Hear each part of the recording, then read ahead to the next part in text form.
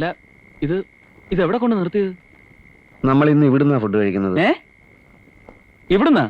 എവൻ സ്റ്റാറാ. എന്റെ 1 മാസം ശമ്പളം ഒറ്റ ഡിന്നർ കൊണ്ട് കാലിയായി കിട്ടും. സാർ വണ്ടി എടുക്ക്.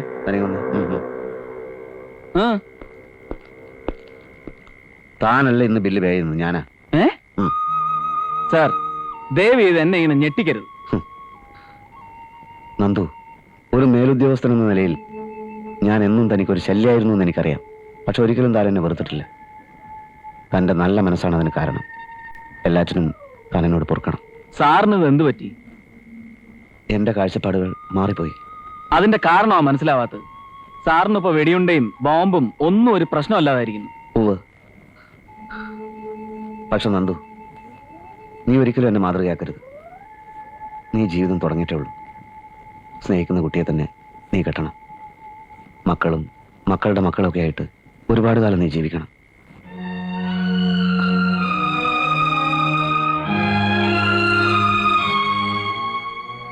നിനക്ക് അർഹതപ്പെട്ട പലതും ഞാൻ തട്ടിയെടുക്കുകയായിരുന്നു. നീ ഇത് വാങ്ങണം. എന്താണ് സാർ ഇതൊക്കെ? പ്ലീസ് നന്ദു, ഇത് നിന്റേതാണ്. ദയവായി ഇത് വാങ്ങൂ. സാറിന് എന്തൊക്കെയോ കുഴപ്പങ്ങൾ പറ്റിയിട്ടുണ്ട്. എനിക്ക് എന്തിനാണിത്? സാർ, എനിക്ക് ഭക്ഷണം വാങ്ങിത്തരാൻ ഉദ്ദേശമുണ്ടെങ്കിൽ ആദ്യം അത് ചെയ്യുക. മെഡലിന്റെ കാര്യമൊക്കെ നമുക്ക് പിന്നെ സംസാരിക്കാം. സാറ് വല്ലാതെ ഇമോഷണൽ ആവുന്നുണ്ട്. വരൂ.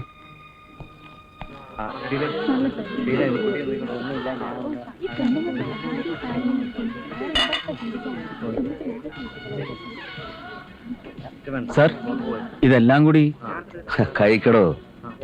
സെരിമോണിയലായി തന്നെ വേണമെന്ന് കരുതിയാ ഓർഡർ ചെയ്തത്. ഇത് ഞാൻ തനിക്ക് തരുന്ന ലാസ്റ്റ് സപ്പറാണ്. ലാസ്റ്റ് സപ്പറോ? അതെ.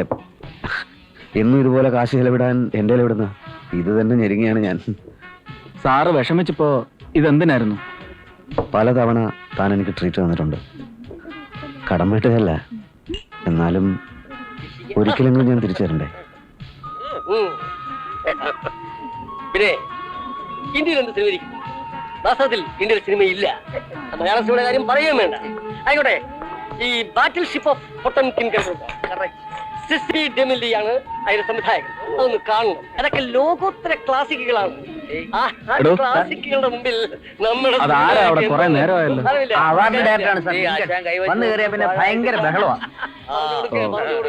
എന്നെ ഒന്ന് വിടാവോ?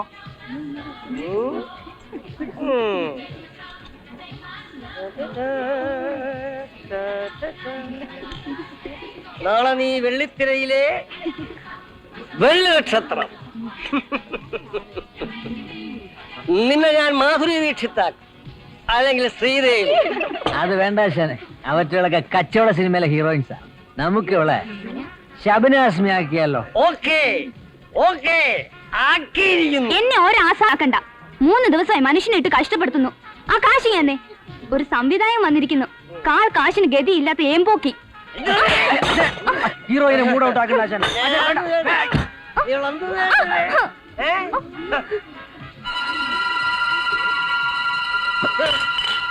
ആരാണെന്നറിയോ? ഞാൻ തൊട്ടുപോയാൽ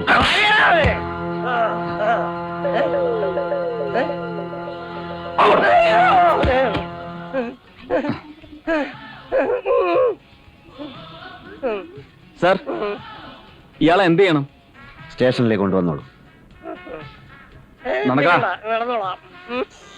സർവീസിൽ എൻ്റർ ചെയ്ത കാലം തൊട്ടേ എനിക്ക് ഇൻസ്പെക്ടർ ജെയിംസിനെ അറിയാം. ഇപ്പോഴത്തെ അയാളുടെ പെരുമാറ്റത്തിൽ എന്തോ കുഴപ്പമുണ്ട്. ആവശ്യമില്ലാതെ വെറുതെ ഓരോന്ന് സംശയിക്കണ്ട. അല്ല ശ്രുതി, ആ ബോംബുകാരനെ പിടിച്ചതും ജോണിനെ ഇടിച്ചു വീഴ്ത്തിയതും ഞാൻ പറഞ്ഞില്ലേ? ഇന്നലെ ഹോട്ടലിൽ വെച്ചുണ്ടായ ഒരു സംഭവം. കുടിച്ച് ബഹളം ഉണ്ടാക്കിയ ഒരു സിനിമാക്കാരനെ അയാൾ തൂക്കിയെടുത്തെറിഞ്ഞു. അതൊരു പോലീസ് ഓഫീസറുടെ ഡ്യൂലേ. ബഹളം ഉണ്ടാക്കിയാൽ ഇതിലും വലിയ വൃത്തികേട് കണ്ടാലും കണ്ണടച്ചിരിക്കുന്നവനാ പുള്ളി. പെട്ടെന്ന് അയാൾക്ക് ഈ ധൈര്യം എവിടുന്ന് കിട്ടി? അതിന്റെ കാരണമാണ് ഞാൻ അന്വേഷിക്കുന്നത്. പുറമെ 10 കാശ് ചെലവാക്കാത്ത പിശുക്കന ആള് ഇന്നലെ എന്നെ നിർബന്ധിച്ചു കൊണ്ടുപോയി ഡിന്നർ തന്നു. എനിക്ക് തരുന്ന ലാസ്റ്റ് സപ്പറാണെന്നാ പറഞ്ഞത്. മരണവുമായി ബന്ധപ്പെട്ടതല്ലേ ഈ last supper? I think something is wrong with. Desperate ആയി എന്തും ചെയ്യാൻ പുറപ്പെട്ടതുപോലെ. ഡെസ്പറേറ്റ് ആകാൻ അയാൾക്കുള്ള പേഴ്സണൽ പ്രോബ്ലംസ് ഉണ്ടോ? ഫാമിലിയിലോ പ്രൊഫഷനിലോ മറ്റോ? വീട്ടിലുണ്ടായിരുന്നു. പിണങ്ങിപ്പോയ ഭാര്യയെ കൂട്ടിക്കൊണ്ടുവന്ന് അത് സോൾവ് ചെയ്തു. പെട്ടെന്ന് അങ്ങനെ ഒരു തീരുമാനം എടുത്തതിലും എനിക്ക് സംശയമുണ്ട്. എൻ്റെ അപ്പം മരിച്ചപ്പോ ശവടക്കിന് പോലും അമ്മച്ച് ബുദ്ധിമുട്ടി. നിനക്ക് അങ്ങനെ ഒരു വിഷമം ഉണ്ടാവരുത്. എന്തിനാ ഇപ്പൊ അതൊക്കെ പറയണത്? മരിച്ചു കഴിഞ്ഞാൽ പിന്നെ ഇത് പറയാൻ പറ്റുമോ? ഇപ്പൊ ഇവിടെ ആരും മരിക്കുന്നില്ല, പിന്നെ എന്തിനാ വേണ്ടാത്തൊക്കെ ആലോചിക്കുന്നത്? മനുഷ്യന്റെ സ്ഥിതിയല്ലേ ആനി, എപ്പോഴാ എന്താ സംഭവിക്കാന്നറിയില്ലല്ലോ. നിങ്ങളൊന്ന് കിടന്നുറങ്ങി.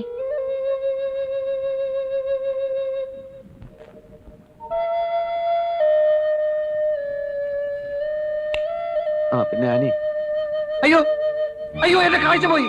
അയ്യോ, എന്റെ കാഴ്ച പോയി. എനിക്ക് കണ്ണ് കാണുന്നില്ല. എനിക്ക് കണ്ണ് കാണുന്നില്ല. ഇരുട്ടോ. എന്താ പപ്പ? എന്താ? മോനെ, പപ്പയുടെ 2 കണ്ണിന്റെ കാഴ്ച പോയി മോനെ. അയ്യോ, ലൈറ്റ് ഓഫ് ചെയ്തതാ. ലൈറ്റ് ഓഫ് ചെയ്തോ? എപ്പോ? നിങ്ങൾക്ക് എന്ത് പറ്റി? ഒന്നുമില്ല. അങ്ങനെയാണെങ്കിൽ ആനി കിടന്നോളൂ.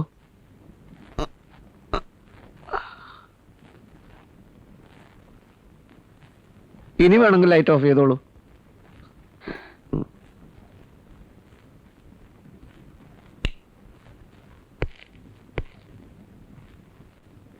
അച്ഛൻ താഴെയുണ്ട്. എനിക്ക് സംസാരിക്കാനുള്ള ശ്രുതിയോടാണ്. തുടർന്ന് പഠിക്കണമെന്ന് പറഞ്ഞാണ് നമ്മുടെ മാരേജ് നീ മാറ്റിവെപ്പിച്ചത്. ഇപ്പോൾ പഠിക്കുന്നത് ആ SI നന്ദകുമാറോടത്തുള്ള അഴിഞ്ഞാട്ടമാണോ എന്ന് എനിക്കറിയണം. അതെന്റെ പേഴ്സണൽ കാര്യങ്ങളാണ്. എന്റെയും. നിന്റെ ചന്തം കണ്ട് മയങ്ങിയാൻ അന്വേഷിച്ചൊന്നുമല്ല. നിന്റെ അച്ഛൻ എന്റെ ബന്ധുക്കളെ വിളിച്ചു വരുത്തി ഉറപ്പിച്ചതാണ് ഈ കല്യാണം.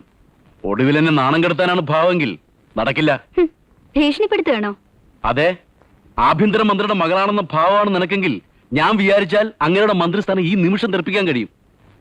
സ്വന്തം മകളെ അറിഞ്ഞുകൊണ്ട് ബന്ദിയാക്കാൻ വിട്ടുകൊടുത്തടക്കം നിന്റെ തന്ത ചെയ്ത കാര്യങ്ങൾ ഞാൻ വെളിപ്പെടുത്തിയാൽ മിസ്റ്റർ സജിത്ത്, ആ ചോദിച്ചു നോക്ക്, എന്നിട്ട് തീരുമാനിക്ക്.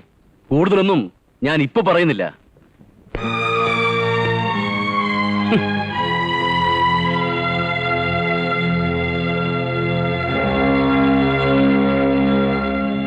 സത്യമാണോ അച്ഛൻ പറയുന്നത്?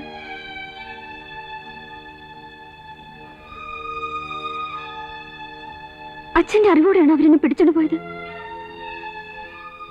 മോളെ, നീ എന്നോടൊന്നും ചോദിക്കരുത്. ആ ഭീകരന്മാരുടെ കൈകളിലേക്ക് എന്നെ എറിഞ്ഞു കൊടുത്തത് അച്ഛന്റെ സമ്മതത്തോടെ ആയിരുന്നു. ഒരു പൊതുസേവകന് ഇത്തരം അഗ്നി പരീക്ഷകളെ നേരിടേണ്ടി വരും. പൊതുസേവനമല്ല, സ്വയം സേവനം എന്ന് പറയൂ. ആർക്കു വേണ്ടിയാണ് അച്ഛൻ ഈ പദവിയിൽ ഇരിക്കുന്നത്? സമൂഹത്തെയും നാടിനെയും സ്വന്തം മകളെ പോലും ദ്രോഹിച്ചുകൊണ്ട് ആരെയാണ് സേവിക്കുന്നത്? എടീ, പ്രതിപക്ഷത്തെ ചില ചെറ്റകളെ പോലെ എന്നെ നീ ചോദ്യം ചെയ്യാൻ തുടങ്ങിയാൽ കൊന്നുകളയുന്ന ഞാൻ. അതിലും വലിയ ക്രൂരതയല്ലേ എന്നോട് ചെയ്തത്? അധികാരം നേടാനും നിലനിർത്താനും സ്വന്തം മകളെ വ്യഭിചരിക്കാൻ പോലും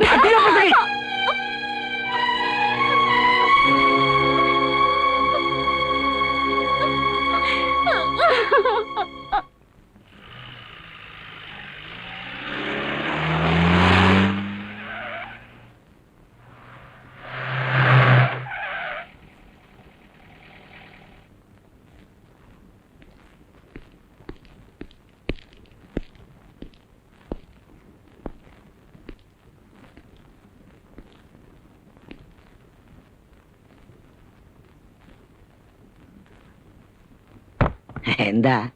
അല്ല, ശവപ്പെട്ടിക്കൊക്കെ ഇപ്പൊ എങ്ങനെയാ വില? പല വിലയിലും ഉണ്ട്. 300 മുതൽ 3000 വരെ. 3000 രൂപ ഒരു ശവപ്പെട്ടിക്കോ? ഇപ്പൊ കൂടിയാണ് സാർ. രൂപയുടെ മൂല്യം കുറച്ചപ്പോ എല്ലാ സാധനത്തിനും വില കയറിയല്ലോ. ഇങ്ങനെ പോയാൽ സാധാരണക്കാരൻ എങ്ങനെ മരിക്കും? വലിയ പ്രശ്നമാണ്. അവശ്യ സാധനങ്ങളുടെ വില കുറയ്ക്കുമെന്നായിരുന്നല്ലോ സർക്കാർ ആദ്യം പറഞ്ഞിരുന്നത്. എവിടെ എന്ന് പറയാൻ പറ്റില്ല. വളരെ വളരെ ആവശ്യമുള്ള സാധനമാണല്ലോ രൂപ. അതിന്റെ വില ഇഷ്ടം പോലെ കുറച്ചില്ലേ? ഒരു മീഡിയം ടൈപ്പ് പെട്ടി ഒന്ന് മാറ്റി വെച്ചേക്ക്. എപ്പോഴത്തേക്കാണ് സാർ? ഇനി അധികം ദിവസങ്ങളില്ല.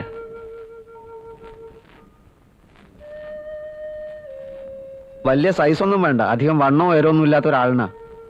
സമയമാകുമ്പോ സ്റ്റോക്ക് ഇല്ലാതെ വരരുത്. ഇല്ല സാർ, വല്ല മദ്യദുരന്തമോ കൂട്ടക്കൊലയോ ഉണ്ടായെങ്കിലേ പ്രശ്നമുള്ളൂ. ഓക്കെ, ഞാൻ ആളിനെ അയക്കാം. മേലിൽ ഇവിടെ കണ്ടുപോരുന്നത് തന്നോട് ഞാൻ പറഞ്ഞിട്ടില്ലേ? പിന്നെ വീണ്ടും എന്തിനാ ഇങ്ങോട്ട് വലിഞ്ഞേറി വന്നത്? ഞാൻ എവിടെ പോകും സാർ? കരഞ്ഞു പറഞ്ഞിട്ടും കേൾക്കാതെ നിങ്ങളൊക്കെ ചേർന്നല്ലേ എന്റെ താടിയും മുടിയും എടുത്തു കളഞ്ഞത്. എന്റെ ഇമേജാണ് നിങ്ങൾ നഷ്ടപ്പെടുത്തിയത്. താടിയില്ലാത്തതുകൊണ്ട് എന്റെ ഫാൻസ് എന്നെ ഐഡന്റിഫൈ ചെയ്യുന്നില്ല.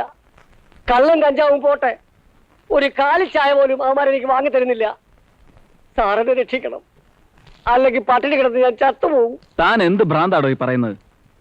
ഇതൊന്ന് വളരുന്നവരെ എനിക്കൊരു ഷെൽട്ടർ തരണം, തലചായ്ക്കാൻ ഒരിടം. Please please sir. എവിടെ നിന്നാണ് തനിക്ക് ഈ ഡ്രഗ്സ് കിട്ടുന്നത്? മയക്കുമരുന്ന് അത് ഞാൻ പറയില്ല. പറയടാ, ഇല്ലെങ്കിൽ പത്നിയാണെന്നല്ല എന്റെ കൈ കൊണ്ടാവും നീ ചാവുക. പറയാൻ പറയണം. പറയാം.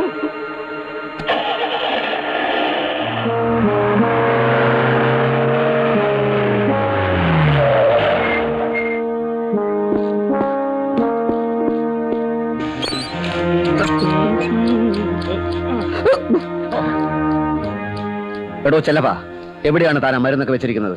മരുന്നോ? അതേടോ, താൻ ഇവിടുന്ന് സപ്ലൈ ചെയ്യുന്നില്ലേ മയക്കുമരുന്ന്?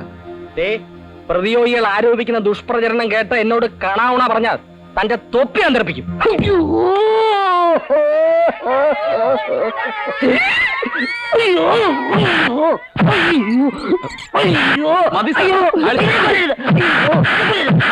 സാർ, കൊല്ലണോ ഇവനെയൊക്കെ? എന്നാലേ നാട് അതെ, പക്ഷെ സാറിന് എന്ത് പറ്റി?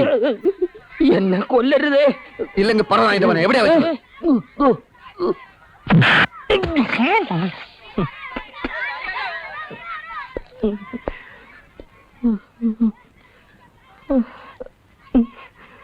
എവിടെ? മുടിയിൽ ഒളിപ്പിച്ചാൽ മുടിഞ്ഞു പോകുന്ന എന്റെ ഗുരു പറഞ്ഞ എത്ര ശരിയാണ്. അയ്യോ, സഹിക്കണില്ലേ.